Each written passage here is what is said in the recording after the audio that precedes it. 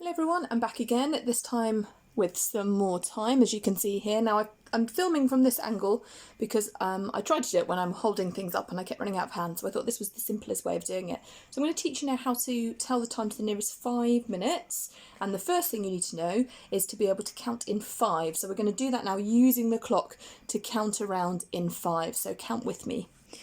We've got 5, 10, 15, 20, 25, 30, 35, 40, 45, 50, 55 and 60. You might have noticed by the time we get to 60 at the top of the clock, we're back at this o'clock time again. So it's almost like 60 and 0 are both the same point on the clock.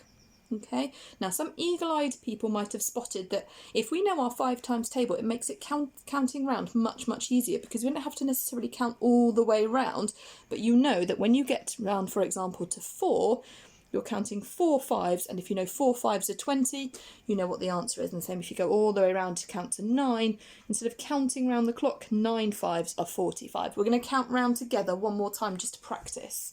So counting round from 0, 5, 10, 15, 20, 25, 30, 35, 40, 45, 50, 55, 60. And we know that there are 60 minutes in 1 hour. So it does take those 60 minutes to go all the way round our clock.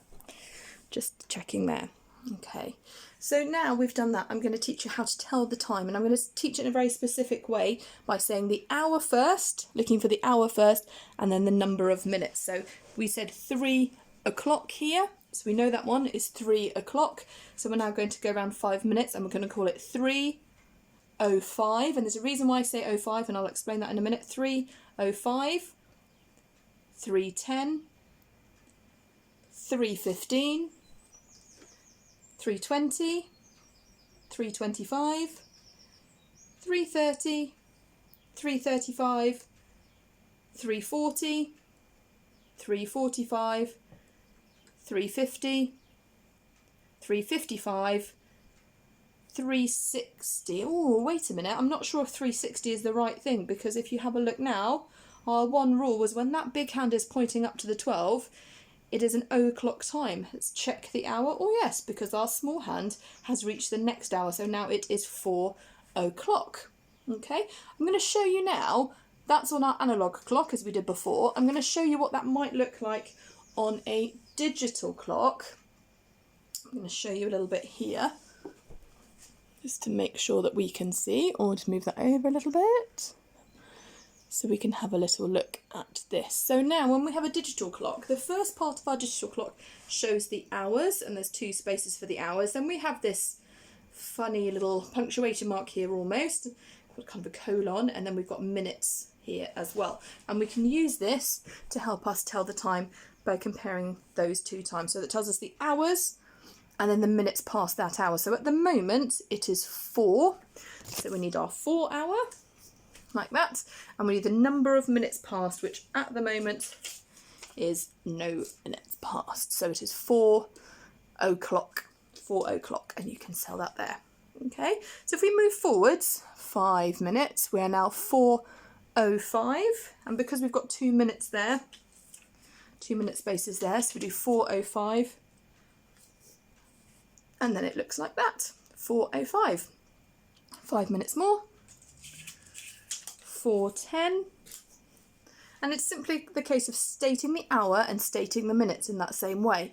So you can see there I've written it in words as well to help you. So 4:10 is the same as saying the number 4, almost a pause, and then 10, 4 hours and 10 minutes. And you can see we've gone around 4 hours, and we've gone around with this hand counting the minutes, 10 minutes as well.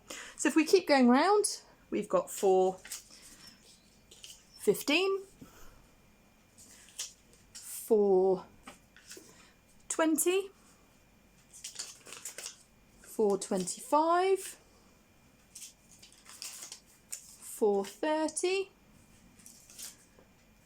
4:35, 4:40, 4:45,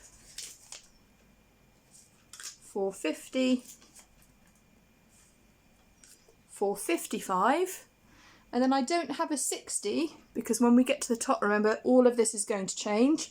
So that 4 is going to change to a 5, and then the minutes will go back to the beginning. So it is now 5 o'clock.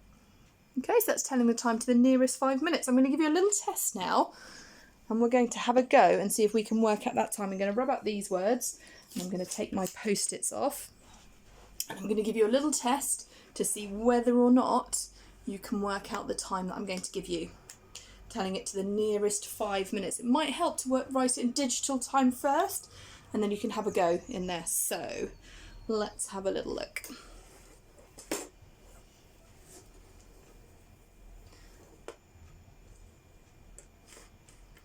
Starting at that, remember, start at the hour, record the hour. I'm going to put my 8. And I'm quite good at my 5 times table, so I don't need to count round, but I know that that is pointing at the 4. 4 5s are 20, so the time is there. 8, 20. Okay, so let's have another go. Let's rub that one out.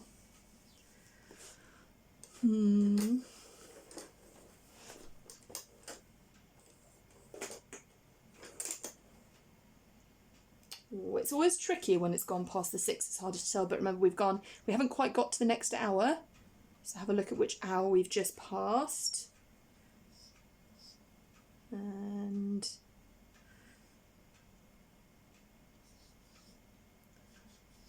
okay, so that is 11:35, and I can write that as 11:35.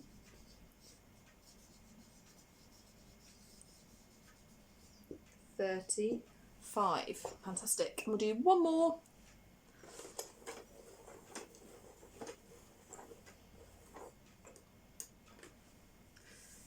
Having a little look there while I just clean my whiteboard. Okay, lovely. That's 8, 5. Let's check that's right. 8, 5. Does that look right? I'm not sure.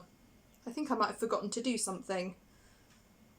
Doesn't look, I've not seen a time written like that, but maybe I need to have a little think. Oh, I remember. Remember, we've got the 2-minute marks there, and if I write 8:05, that's not actually a correct time. I need to remember, a bit like when we're doing that, to put my placeholder, to put that 0 in between there, so that I've got 8:05, and I almost remember to put the 05 to remind myself. A bit like the o'clock time, when it is right at the top, we need that on any time that is a single digit to be 8:05. So now you can tell the time both with analogue clocks, and you can have a go at digital clocks to tell the time to the nearest 5 minutes. Good luck, and I look forward to seeing your excellent time telling very soon. Okay, bye.